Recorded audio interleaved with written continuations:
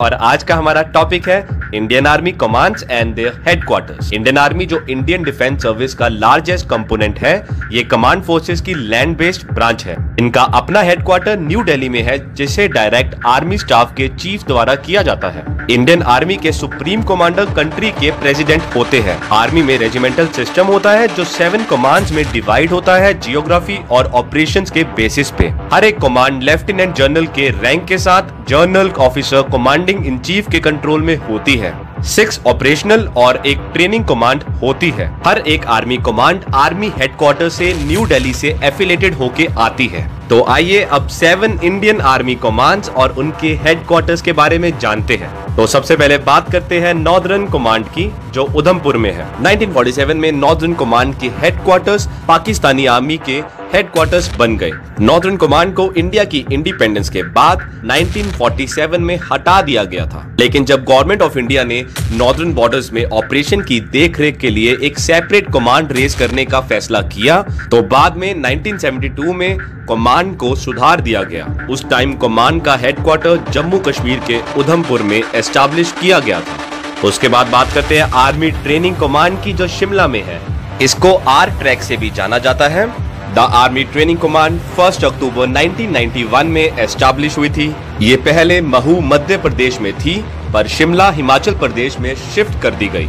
Main M command का army के officer को ट्रेनिंग प्रोवाइड करना है और ट्रेनिंग की इफेक्टिवनेस को मैक्सिमाइज करना है। फिर आती है वेस्टर्न कमांड, जो चंडी मंदिर में है। इंडियन आर्मी की वेस्टर्न कमांड को 26 अक्टूबर 1947 को चार्ज किया गया था और तब से एक्टिव है। और अब बात करते हैं सब ordinate units of western command. सबसे पहले 40th आर्टिलरी डिवीजन अंबाला में, फिर 2 कोर ये भी अंबाला में, फिर 9 कोर यौल में, उसके बाद 11 कोर हेडक्वार्टर्ड एट जालंधर। उसके बाद साउथ वेस्टर्न कमांड जयपुर में। ये 15 अप्रैल 2005 में फॉर्म हुई थी। इंडियन आर्मी की south western command fully operational हुई थी 15 अगस्त 2005 में।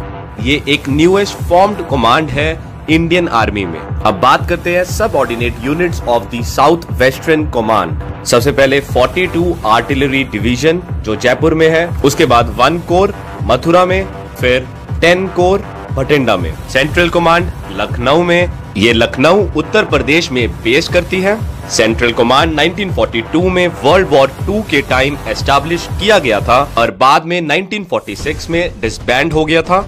1962 में साइनो इंडियन वॉर की वजह से बाद में 1 मई 1963 में ये फिर से री एस्टैब्लिश किया गया था। फिर ईस्टर्न कमांड कोलकाता में। इंडियन आर्मी का ईस्टर्न कमांड 1920 में फॉर्म किया गया था, जब आर्मी के 4 कमांड्स हुआ करते थे, जो थे southern command, eastern command, northern command और वेस्टर्न कमांड। 1 मई 1963 से पहले लखनऊ को ईस्टर्न कमांड के हेडक्वार्टर के रूप में चूज किया गया था।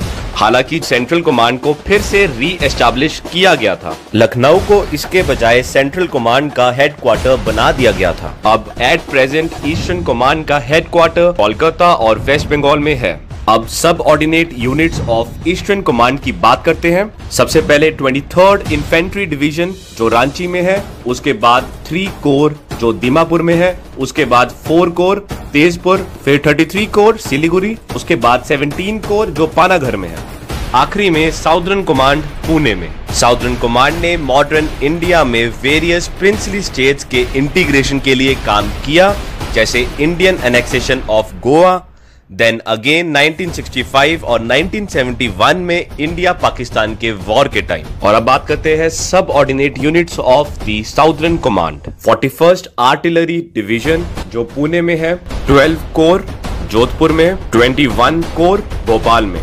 तो दोस्तों, ये थी सारी Indian army commands and their headquarters. तो दोस्तों, यही थी हमारी आज की वीडियो। अगर आपको वीडियो अच्छी लगी हो तो लाइक पे क्लिक करिए, और अगर आपके पास कोई भी डाउट हो नीचे कमेंट बॉक्स में जाइए, लिखिए। हम पूरी कोशिश करेंगे उसको क्लियर करने की। आप सबको बेस्ट ऑफ लक।